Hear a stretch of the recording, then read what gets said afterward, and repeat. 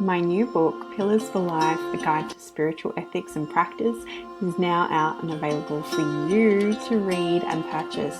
You can check out our website, willowhealing.org, to find a link, or you can find it on Amazon. We look forward to getting your feedback, and if you love it, please leave a review and share with your friends. Now it's time for the show. Welcome to Willow Healing Matters, the podcast. We are so excited to have you joining us on this journey where we explore different ways to empower your soul, whether it's healing in your kitchen or all the way up in the corporate world. Come with us as we look into different ways to heal your mind, body, and soul.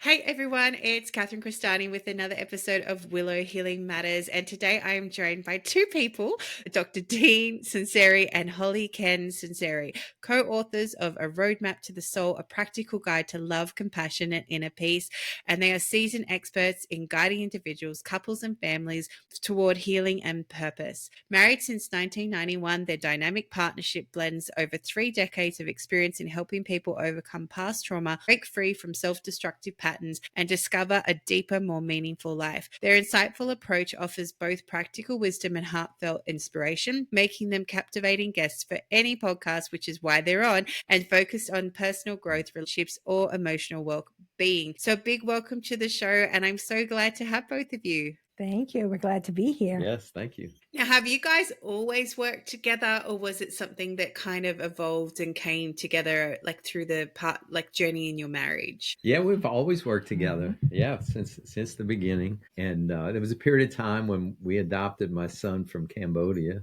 and we decided for HollyKem to mainly take care of him, and then I worked. But we've always had a partnership in work. Yeah. Mm-hmm. That's so beautiful. I don't know about working with my husband all the time, but that's okay. So many people say that. I think it's sometimes, as your relationship evolves, right? If you guys can evolve together and you work and can complement each other, then it's such a beautiful way to be able to share both your gifts in the world and then empower each other to do it together is really magical. Yeah, it is magical. Well, one of the things is that we're very, very different. And we know that, and we know our strengths, and we know our weaknesses.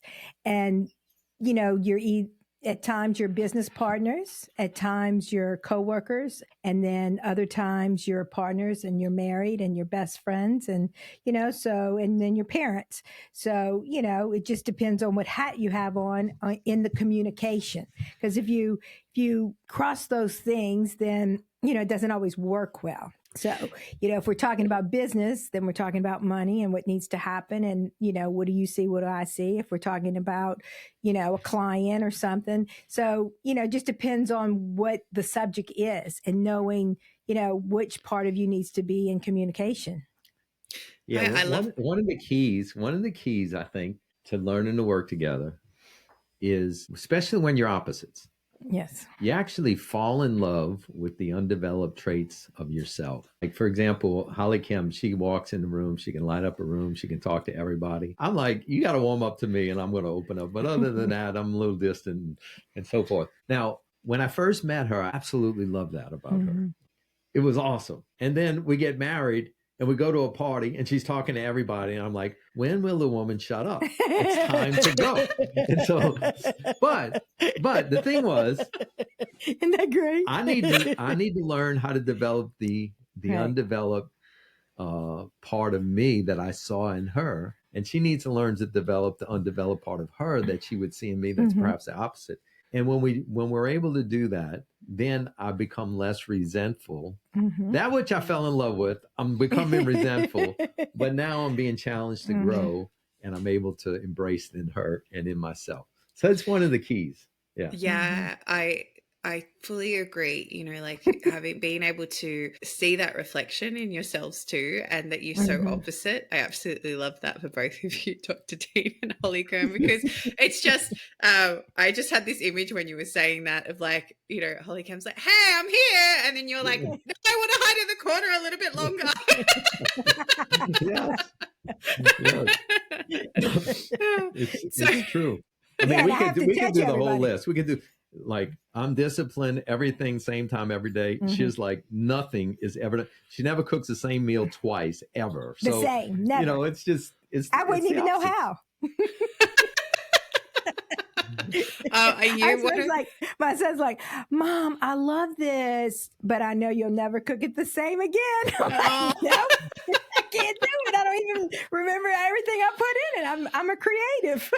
Oh, that's magical. And I'm sure that creativity sometimes when you're cooking like that can also end up a little bit pear-shaped. But hey, that's part of the journey, right?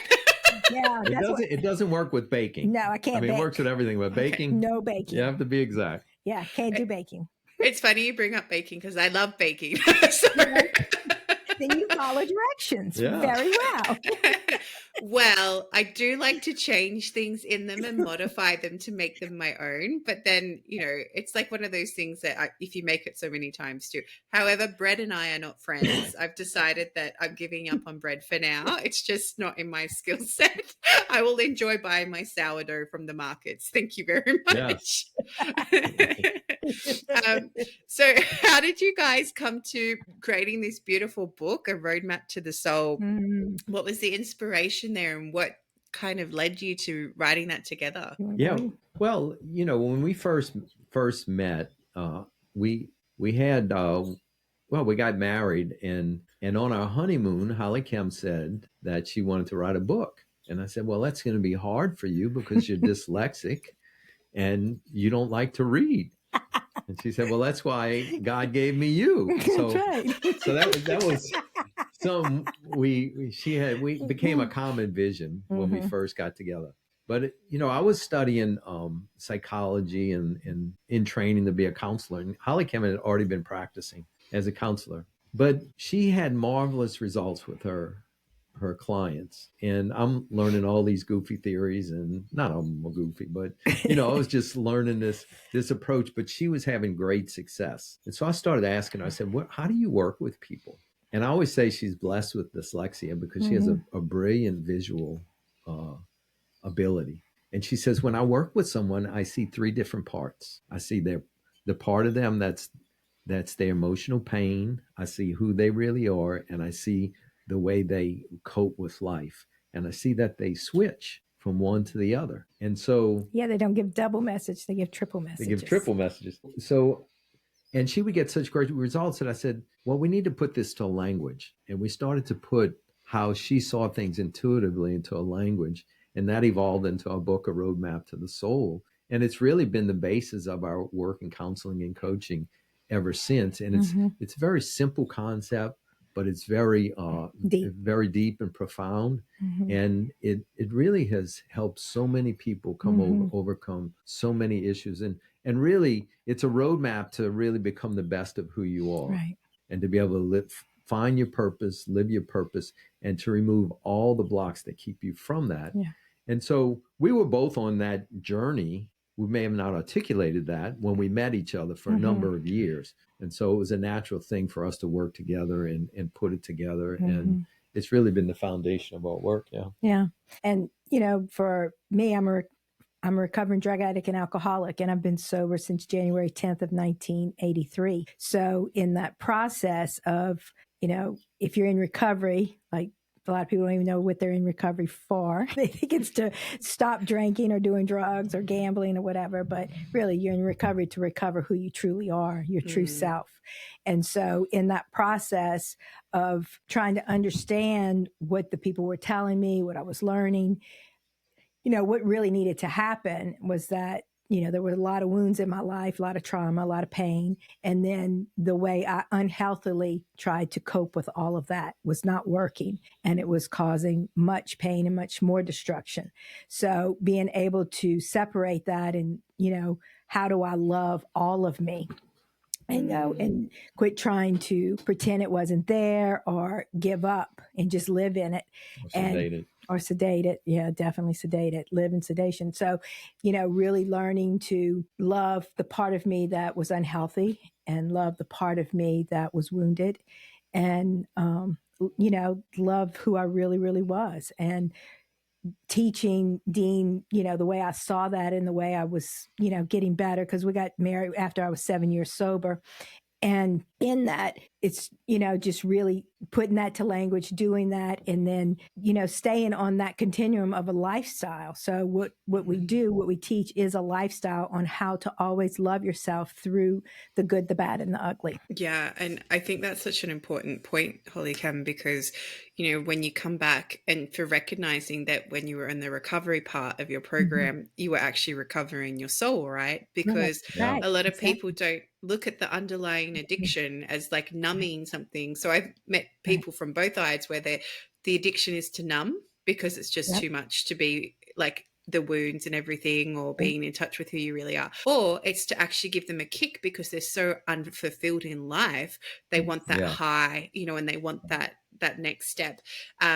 And also I love how your book evolved, Dr. Dean and HollyKem, how you came together to create that. And I feel, HollyKem, sometimes it's so nice when you're intuitive to be able to then translate that for people and to get someone to put it in words. And it must have been such a beautiful experience of you being a teacher to teach Dr. Dean how to then put that into words so that everyone could understand that. Yeah. And, one of the main things was that when we wrote the book, I'm like, no words over 5th grade level. And it can't be long. It has to be direct to the point. It's not about lots of pictures, because I'm dyslexic, lots of pictures. And that it wasn't about who we were, or how smart we were, or whatever we had, but it was about really putting it in a place where people could do it, because some people can't afford certain things and they want help. And so a way that somebody could get to this and do it and have success. And then anybody that was working with us or whatever we created from that, if you had more resources, then you could utilize that. But then it's pictures. We use picture words and picture things. And so that way, if we're able to teach like this, or, radio, TV, whatever, then they could see it, so there was hope. And it was, I used to be a drug dealer. Now I'm a hope dealer, and a love dealer. It's like, how do you move into that arena from sedation and trying to, not knowing how to live in the world. Yeah. And the book, we really made it into a workbook, and we made it into an experience. Yes. Because we explain a concept, and then you do an exercise, and you do an activation, and it's a full integration. And we've had really people that have taken the book, and we've never really met, and they've worked it and did study groups, and then have come to us years later and just like, this was amazing. And it was just, still do it. I still know my protector's name, and I live by this. And we're like, that's fantastic. And that was our intention, was to be able to make it into an experience. And for some, it really helps them move into healing. And then for some, it actually stirs up things. We had a lady a couple of weeks ago. That's a lady. She said she read, and after she read the 3rd chapter, it was stirring up so much she threw the book at the wall. Great. It was like book abuse. It stirred up so much I just had to throw it at the wall. Like, how do you know this about me? Yes. That doesn't happen often, but it was just so funny. So good, because it was touching something that she was like, oh my goodness, like they can see me, but it's we all have the same thing. It just looks different on different people, That's all. I can relate to that because I used to work as a speech language pathologist, and I was quite intuitive and could pick the children with autism who weren't diagnosed who came into my room. And I sit there and have this conversation and be like, okay, you're going to hate me for this conversation. I'm just preparing you for that. But we need to get it out of the way because it needs to happen. I'm pretty sure your child has autism because of X, Y, and Z. You're going to go Google it. You're going to be really angry at me, but then you're going to come back to me, and then you're actually going to love me in a week. And sure enough, that's exactly what happened every single time. And they're like, it's like you just knew. And I was like, because everyone does the same thing, because I'm triggering things in you, but also you have this deep knowing that that makes sense, because I felt there was something not quite right going on with my child, which is why I brought them to you in the first place. And so I was the book abuse. So they made me come back. Yes. But that's when it's a powerful thing that you've shared, because if it doesn't trigger someone and make them look within themselves, then it's not actually having the impact that it needs for them to inspired to keep going on their soul journey, right? That's right. That's right. And to know that, it's like everybody has this, and everybody just, communicates it in a different way. This is just the way we communicated it, right? And the way God showed it to us to be able to lead people, to more freedom in their life, more love, more compassion, and the people that do the work, it works. They're just, they get amazed. They're like, I don't know how this is going to really make any sense to me. And then they're like, oh my goodness. Well, the very first chapter is called Go Moses. And it's all the story. This is the story of Moses as a paradigm for growth. And that Moses was originally enslaved in Egypt. Right. And he wanted to be free in the promised land. But between Egypt and the promised land was the desert. Right. And that he had to go through the desert. And the lessons learned in the desert opened up the door for the promised land. Mm-hmm. And so, that's the story of the Israelite people, but it's also all our journey, yes. right? We're all enslaved in some way, and we all want the freedom. Mm-hmm. But the freedom just doesn't come easy. We have to to go through the journey. And so our roadmap is okay, we're going to take you through the journey. And for our friend that threw the book at the wall, she was in the middle of the desert when she did that. We said, keep going, throw the book at the wall. That's fine. But keep going through it. We promise you'll get to the promised land and they'll have a greater freedom. So that's really each one of us, right? We all have to continually cycle through that same journey. Mm-hmm. And if we do the work, we'll get the benefits. Yeah. Mm-hmm. Yeah, I have to say I've had my book throwing moments. I remember this when I was going through, the dark night of the soul. And, and I don't say it's one night. I say it's round 1, round 2, round 3, round 4. But mine was actually my company falling apart. And it was like, I remembered the first time I was on the floor in a ball, like, oh my gosh, But the second time I was out on this rock where I meditate and I'm like, why are you doing this? I'm doing all the things, I'm like yelling.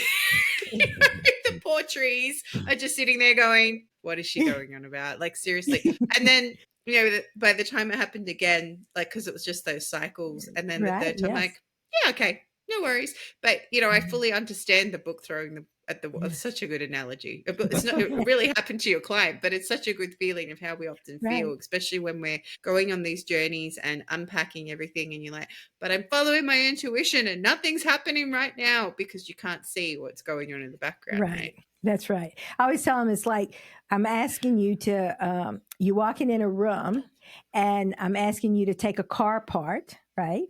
And then we're going to put it back together. But as you're taking it apart, you're going, I don't know how this is going to work. And I'm like, just trust me, just keep going and you're going to see. And you're going to put together a more beautiful car. Right. Mm-hmm. And so they're like, okay. But then, not long into it, they're like, I could see this and I could see it in my husband. I can see it in my child. Oh, my mother, And so, but they do it with compassion because they're doing it for themselves with compassion. And then they have compassion for their loved ones and, people that they come in contact with. They're like, oh, okay. Yeah, we were doing this process with 2 different groups. And in one group, there was a son. And then the other group was his mom. And they were both doing the process. And about 4 or 5 weeks into the process, the son told us, he said, do you know, this Sunday, I went for a walk with my mom. And we usually can have a conversation that can go so far. Just so deep. And then it stops. Right. Or we begin to fight. And he said, we had a walk and we finally had a language and we had the most intimate and deepest and most beautiful conversation I've ever had in my life with her. And he's probably in his late 30s. Yeah, 30s, early 40s. And he said, she told me things I've never known and I understood her better. I was able to share some things. And it was one of the most beautiful experiences of my life. And I was like, that was a moment. But it was just an example. Like they both went through the journey themselves, right? They both went through the desert, did the work, and it opened up the possibility of encountering each other at levels that they never had before. Right. That's like, that's a good day at the camp right there. Yeah, it's a good day. Yeah, it was beautiful. Because that's generational change. Yeah, generational. Yes. And that's, for me, that's the goal. That if I can help one person, I can change 7 generations. Because by you changing, then you pass that along and they pass it along because it becomes lifestyle. So that, that's life generation right there. It's just like, this is great. I know, and I feel a lot of people don't realize the impact of just working on yourself and how that ripples around to not just your family and generations, but even people in your circle and people around you. And people will be triggered to stay with you or be triggered to move away from you. At the same time, you have to accept that because it's part of your journey as well. Yes. Well, it expands capacity, doesn't it? Like whatever area you work through for yourself. So just say that somebody experienced a trauma with, say it was sexual abuse. I mean, a pretty severe trauma. Well, as long as they haven't dealt with it, then if anybody else comes into their life and is talking about that, they're going to have to shut it down because it brings up too much pain. They're going to have to ignore it. They're going to have to, in some ways not attend to it. Right. But if the person had worked through the process, was in a community where they were loved through it, they experienced levels of healing and they were able to work through it, then when someone else comes to them that's dealing with the same issue, they're going to be able to hear them, love them, care for them. So really, when we do our own work, it actually expands our capacity to love. Yeah. And it expands our capacity to connect.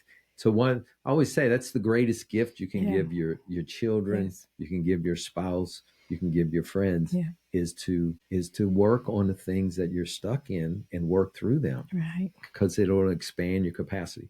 The other is true too. Don't work on none of it and you isolate. Everybody will be running from you in some ways, or you won't have the quality relationships that you really desire. Yeah. Yeah. And, in that it's, in the word, it says that to love God, your neighbor as yourself. And I used to tell Dean that if I loved another human being the way I loved myself before I got sober, I would have been in prison because I was so unkind to myself. I had, food deprivation, kindness deprivation. If you treated other people the way I like treated yourself, myself, I'd be, they'd put me in prison because it was so neglectful, so not kind, so unloving. I didn't feed myself, just all the things. It's just not nice, just not nice. So once I learned how to love myself, in this area and that area and this area, and just, I keep going, hopefully that I never stop, that when someone else is in my presence, I can love them in those areas. It's not a struggle. It's just part of just being there. Yeah, it's lots of times people don't understand is that the capacity to embrace the different aspects of myself really impacts the quality of my relationships. If you say out of 1 to 100, I feel a 20 in terms of self-love and self-worth out of 100, then when I meet somebody that treats me like a 20, I'm going to feel comfortable. Right. But 20 is not good enough. No. And if I have experienced someone that's an 80 and I'm a 20, I'm going to reject it. Right. If I experience somebody that's a 10. But if I expand the capacity to where I'm a 60 or a 70 and my worth is a 70 or 80, that's what I'm going to tolerate. That's what I'm going to attract. And that's going to be the quality. So there's a direct proportion to loving God, loving neighbor, loving self. And any growth in any one area ripples and impacts into the other two. And any damage in one area ripples and damages the other two. Yeah, and I think that's such a powerful thing. And they've even done research studies now showing, if you put yourself in the room with people who inspire you or people who are working at a higher level than you are, then you're actually inspired and pulled up with their energy because you're in an expanded capacity. Whereas if you put in an area with people who are complaining all the time and, not working to their best ability, it actually pulls your energy down, like you said, and you default back to that comfort zone. And it's such an important reminder as well of be very mindful who you put yourself in the room with and who you choose to walk this life with. Because if you're surrounding yourself by people that, are constantly triggering you the need to go drink, then what's going on there? What are you numbing being in that room and making that happen? Right. Yeah. Right. And I put people into two categories, any relationship. They're either friends or people that I serve. And that friends are people that, like HollyKem, I'll give to her, but I expect to receive. It's very mutual. It's very give and take. And people that I serve is people that I feel called to give to, but I don't expect anything in Right. return. Now, we often suffer when we have our closest, maybe blood family, and we expect them to be friends, but we're actually called to serve them. Right. And so if we get those categories mixed up, it can cause lots of suffering. And so that's why I say you were alluding to that, is that there's all kinds of relationships that we have. But when we have people that we're called to serve, but we expect them to be friends, then we constantly get disappointed. And so that's an exercise I often give people, okay, even your blood family, Right. even your parents, what category are they in? Right. Are they in people that you serve or people that you would consider friends, where it's give and Right. take? And it's always an enlightening exercise to do. I think because so often we just assume that family will be our biggest supporters, but often they can Right. be our biggest people we need to serve. People we need to serve. That's exactly. right. Because they, if you've been called to be a leader in your family and God called you out first, well, what you going to do? Well, it's also it's like you got to do it, right? That we work with, especially with our caretakers, our mom and dad, or whoever our caretakers were. At any moment, I'm 61, but any moment, a certain look or a certain tone, I can be looking at my mom as an 8-year-old, and it's like, no, I'm 61. She's 84. Okay. We're both adults here. But it's like in certain relationships, we can regress, right? Yes. And when we regress, we start to think in that consciousness. And so it becomes very freeing especially with family members, and we can actually let go of expectations for those that don't have the capacity to be friends or to give. And then it becomes a lot more freeing for us, but also for them, because I'm not mad at them all the time. Yeah, it takes the pressure off the relationship. Yeah. I think the most beautiful thing I've learned on my journey was that journey's not mine. Like when you find yourself with somebody, or even in your family or a friend, and you see them going through this event, and you're like, I'm grateful that journey's not mine, because it just takes you out of that judgment and it puts you in a place of service where it's like, well, I can hold space for them if they want it, but at the same time, I'm not going to go chasing after them, because right now I'm not in that friend category. I'm in a place to serve category. And I love that you guys have that contrast. Yeah. Yes. And knowing that, it's like people that go through a divorce, and one parent wants the other parent to do certain things or be certain ways, right? And it's like, okay, that's child's relationship with that parent. It's not yours. It's not the one you had with your parent, good or bad. It's theirs, and it's their journey, and it's their life. And yes, we could hope for more. We could pray for more. We could believe for more, but it's still their relationship. It's not ours. And allowing those things to happen in the sense emotionally, where I can detach and, like you said, serve and be there, and, without judgment externally. I may do it internally, but externally, and just learning to love in that moment and realizing this is their walk, the things that they're going to learn, and, then it becomes much, much easier, instead of just being all wound up all the time. Yeah. 100%. So true. Exactly. And I feel that, when you learn to be really in tune of like where you guys started, being really in tune with what's happening inside you, and the wounds and the triggers and those sort of things, and being able to see that reflection back to you, and not learning to react as much and actually pausing can be such a powerful aspect too. Yes. Well, one of the things too is that what I teach is that, it's not things that need to be, healed ED. Okay. It's things to be loved. So if I have a wound that's a large wound, and I've done a lot of work on it, and maybe haven't gotten triggered in a year or two, in my old thinking, in the beginning of my recovery, was that that was supposed to go away, because I've done all this work. I've, been doing all, X, Y, and Z, and a million times, right? And then I get triggered, and what happened was that I felt completely hopeless. And it was like, I didn't do my work. Oh my goodness. Where today I teach that, every wound is like a rock that needs 100% of love. But with life, you doesn't always get that for a million reasons. May not even be a bad reason, just a million reasons. So if I have 100 rocks that need 100% of love, each one of them, can I have a lifetime to do it? And that if it comes up, then I get to love it, right? When I get triggered is my opportunity to love one of the rocks that didn't get 100% of love yet. So maybe I can get some down to 10%. Maybe I can get some down to 20%. Maybe I can get some down to 50%. But the truth is that why do I have to beat myself? Because there's a rock in me that needs more love. And just seeing it very differently in that, okay, what if it's not until I cross over that then I have no more pain, as the word says? What if it's then that I have no more rocks that need no more love? Well, it doesn't mean I failed. It just means I took a lifetime to love myself through these wounds that didn't get all the love they deserved. So beautifully said. So beautiful. And as we start to finish our time together, I asked the guests that come on the show, if you could heal or change something in the world, what would it be?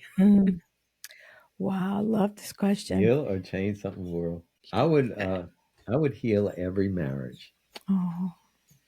Every relationship, marriage, coupleship, because I see that as really the foundation of family, of neighborhoods, of businesses, of cities, of nations. And that's not to condemn the relationships that haven't worked, but it's just to say that is the most powerful unit, is your coupleship.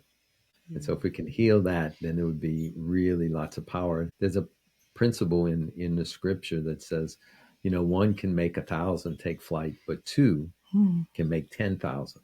So one person has a certain ability, but you put two that are walking in harmony. It's not 2,000, it's 10,000. It's exponentially more powerful. So yeah, that's what I would do. Wow, it's a great question.